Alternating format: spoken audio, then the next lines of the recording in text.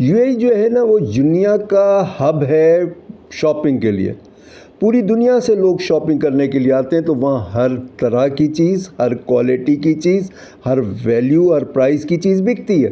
اور اس کے علاوہ سستی چیزیں بھی بکتی ہیں، کیونکہ وہاں ایوریج لوگ بھی رہتے ہیں اور ورکرز بھی رہتے ہیں. خاص طور سے پاکستان، انڈیا، بنگلہ دیش، آپ دیکھیے ہر ملک سے ہزار لوگ جو ہے وہاں رہتے ہیں.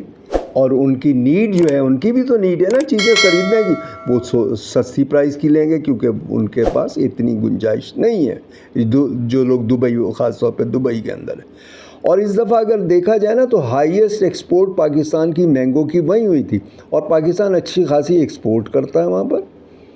اور لیکن چونکہ آئل کی وجہ سے امپورٹ وہاں زیادہ ہے تو نیگیٹو رہتا ہے، تو ہمارا سرپلس نہیں ہو پاتا. لیکن ہمارے پاس تو اس کے لیے اپارچونٹی ہے نا.